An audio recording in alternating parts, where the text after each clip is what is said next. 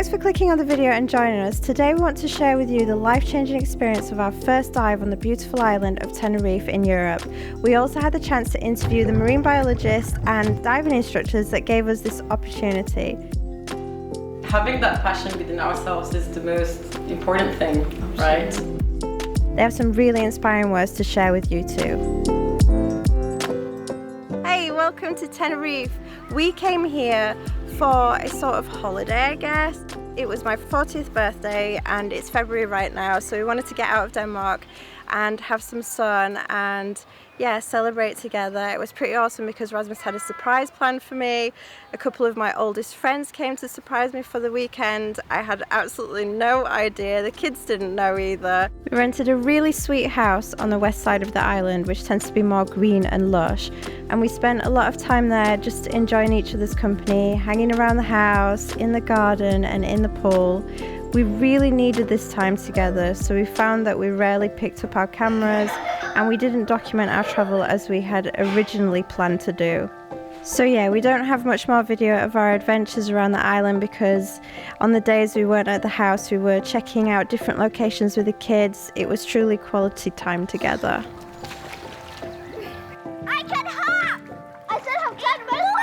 It's been a very transformative year for all of us, and I think we're all the happiest we've been ever. This is a big year for me, not only because I turned 40, but also because I started my second degree, this time an integrated master's in environmental science, so a lot of my time is spent studying too, and I'm loving every second. Tenerife is amazing. Whenever I've thought of Tenerife before, I've just thought of there being hordes of tourists. In fact, there are many tourists that come here every year from all over the world. It's a really special island. Tenerife is a volcanic island. It has a volcano that is active, and I think it's actually erupted about 5 or 6 times over the past 500 years, and there is a possibility of it erupting again. But because it's a volcanic island, it has super amazing geology, these amazing black beaches. It's just a very, very special place. Volcanic activity over millions of years has shaped the island of Tenerife. Rocks have been found here as old as 7 million years. Mount Teide is about 200,000 years old, and measured from the seafloor to the top, it's the 3rd highest volcano in the world. Tenerife is a geological wonder, and the seas around the island hold a treasure of biodiversity.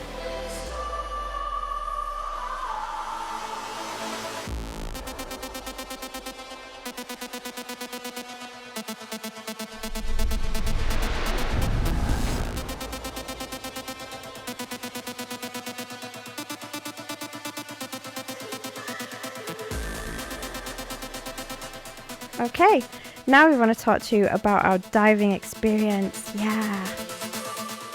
Welcome to our home in Denmark. Table. This is the kitchen table. Usually has a cover on it because we have small children who like to put their food everywhere. But not when we are shooting a nice video. Actually, this is the first time we've seen the table top in a long time. Especially with something that can color it a lot, so we probably... There we go. We're also drinking these really delicious daily smoothies that Rasmus makes. What is the smoothie got in today, Rasmus? Smoothie in today has Popeye.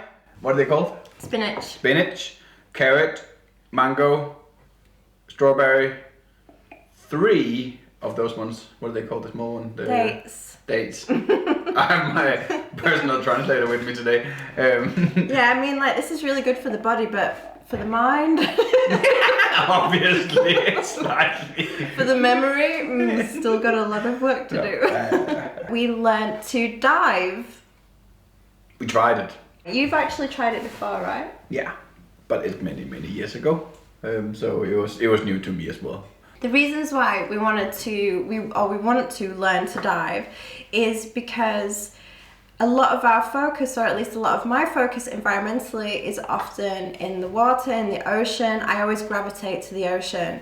So I'm really hoping that we can start to film more projects that involve the ocean, which potentially might mean us going into the ocean and filming. So we thought not only would diving or learning to dive be a really special thing because it's a whole different world, but that we can also gain some skills that'll enable us to be a bit more versatile in the way that we can film other projects. So we found a really great company called Goodiving that's based in Tenerife. It's actually in the south of Tenerife. This is a small team of 3 people who are teaching people how to dive and taking people out on kind of wildlife trips under the water and in the oceans of Tenerife.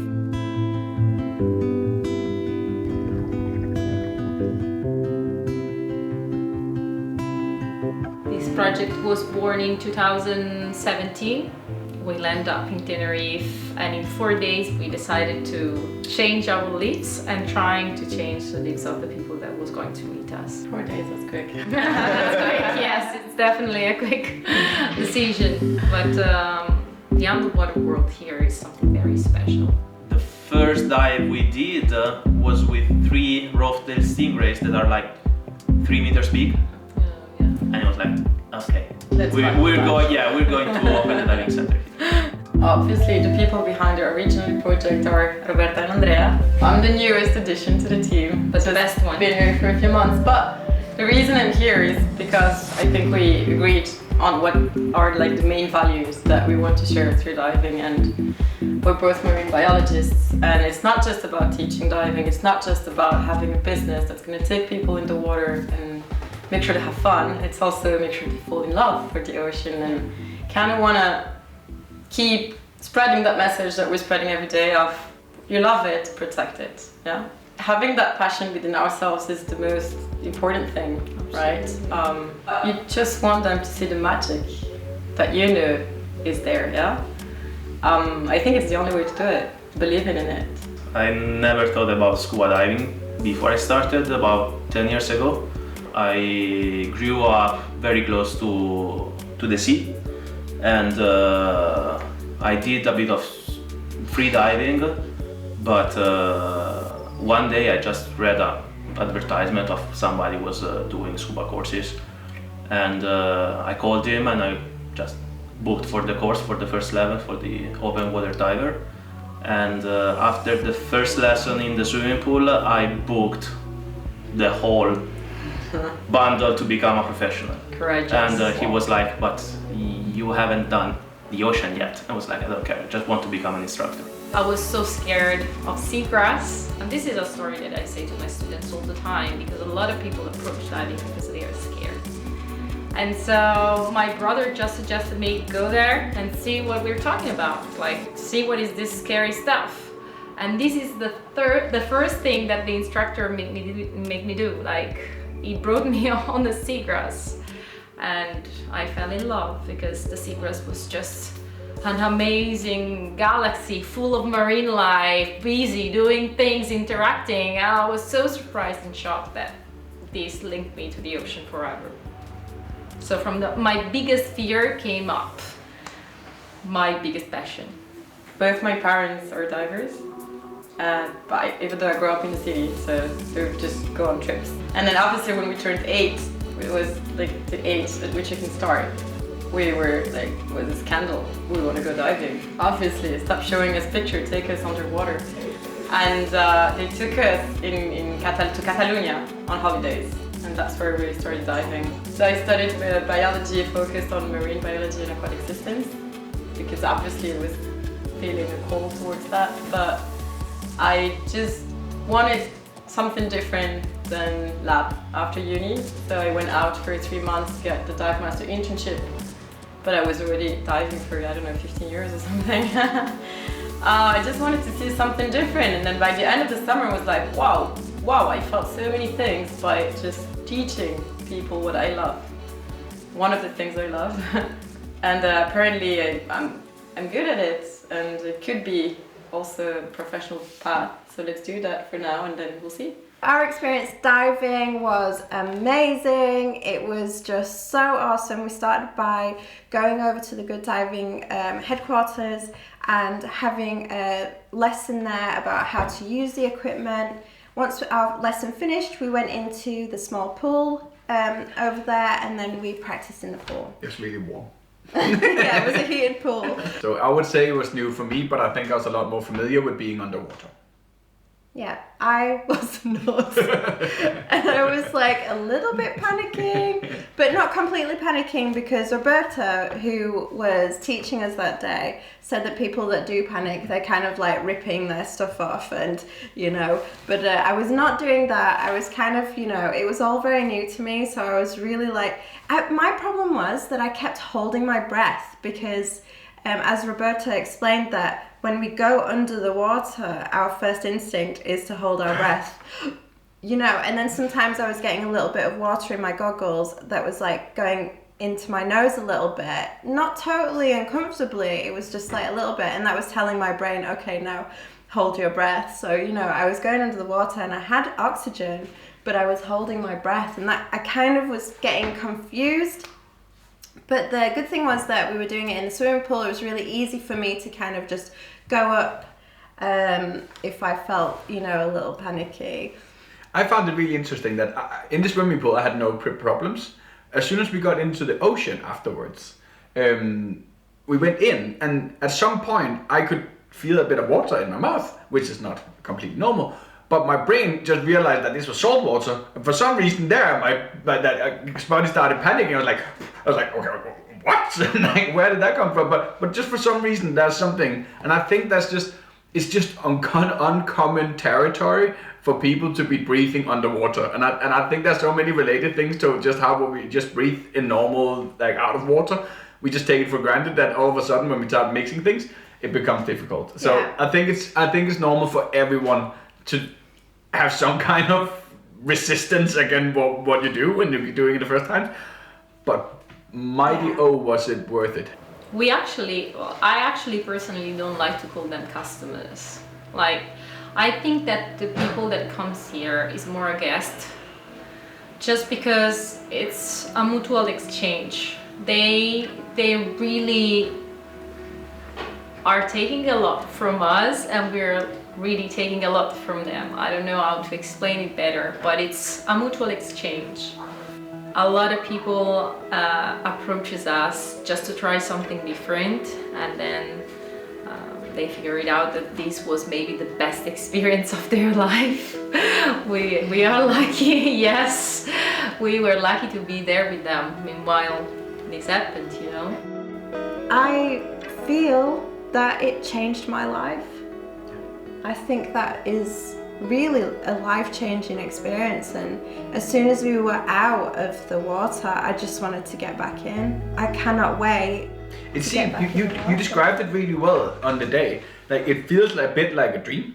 Yeah. Like, looking back at it, it feels a bit, because it was such an unusual experience, like only positive, but so different that when I look back at it, I remember being down at 10 meters. Like 10 meters, I got a buddy down there, a fish. Nice guy. You made friends with him when you were down there. He wasn't already there, right? Wasn't someone you've known for a long time. I felt it was a long time by the time we kind of had to go our separate ways. Hey, I'm gonna be in Tenerife. So coming out of the water, it just didn't seem, and that's another thing. I thought we'd been in there for 15-20 minutes. We've been down there for nearly an hour when we got out. And then we went out, and it just seemed like, oh well, that happened. But wow, what an experience, and how much I would like to get back there soon is that will happen. We will be doing this more. Southwest of Tenerife, we have La Gomera, another island, and just the channel between La Gomera and Tenerife was declared whale heritage site. I think a little bit about a year ago, a little bit more than that, and it's also a hope spot for biodiversity, because this area is crowded with marine mammals and with just super high biodiversity. That's something that you don't necessarily see when you go scuba diving, but the fact that they're around is also linked to the ecosystem that we see with scuba diving. And it's an incredible place. Like, it's not something you could see anywhere else. 1/3 of the marine mammal species are present in the Canary Islands. Like, you can't see them. It's huge. Yeah, it's a huge number. And we've got resident species, for example, pilot whales, are not usually seen that easily close to shore, but this is a volcanic island, so you just take the boat not even 10 minutes away from the shore and you've got 1,000 meters below you. It's very steep. Pilot whales, for example, yeah, they feed quite deep, but the deep is close to shore, so we can see them close to shore. Another important thing for us was how considerate and careful a company is towards wildlife in the area, and we could just tell that this diving company was really considerate when it came to the nature and the wildlife there. Feeding the animals is a huge problem. By feeding animals, you first of all change the behavior of them, because while a wild animal sees the humans as a potential threat, as a predator, then they start to go towards the humans because they associate them to a source of food. This is dangerous also if you are going there with a boat, because then they associate the sound of the engine to the human beings, to the food. So they are not escaping from the boat, but they are going towards the boat. And like for turtles, there are many accidents with turtles because they go and they hit them. Well, the boat hits them. And this is not, like, people that is doing this is maybe aware of it, but they just see very short term, and it's just business for them. Yeah. So it's just a way to attract more people, because we receive a lot of emails, a lot of requests of people that they want to dive to see turtles, they want to dive to see dolphins, but it's not that I call them and okay, we meet there. It's a matter of luck. You go diving, you see what you can see, and a way that we have to have more people is guarantee that we can see these animals, and the only way to guarantee it is feeding them, because once they know that in that place there is always food, they will always go there. Yes, this is a huge problem in Tenerife, because feeding is illegal all over Europe. Unfortunately, there is not enough control on that, and unfortunately on this island there is kind of a promotion of dive with the dolphins, swim with turtles, come to see this huge race and feed them. Some diving centers, some clubs, they have it in the homepage. And this is a huge problem, because I don't think that people has the instruments to codify what does this mean in long terms. It's super hard to explain to our guests when they are asking us for, I want to dive with dolphins, I want to dive with turtles, to explain them, if you really care about seeing these animals long term in the ocean and not just these little 10 minutes while you're on the water, if you really care about this animal, you should care about the fact that to see these turtles coming toward you, she has been fed with food that is not supposed to eat. So corn or bananas. Of course the taste is attracting the animal, but it's definitely not something that they should eat. So yes, this is one important role that we have. Transmit this information, like, I know you love it, but the fact that it's coming toward you is not natural. So anytime you see an animal that is coming toward you, find yourself a question. There are very rare occasions in which you have an animal coming toward you. It's true that it happens, but most of the time when it happens is because the animal associates humans being to food, divers to food. Like what happens with sharks, for example. when you have sharks diving, often you have people feeding them. So it's a very delicate topic, and it's a very big problem in Tenerife. Yeah.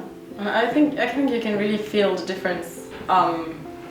If you've been diving on the sites where they feed the animals, you know the difference between an animal approaching you to smell your pockets because it's looking for food, and another animal that is not that scared but is actually curious, so it's kind of coming towards you to see what you're doing there and say hi.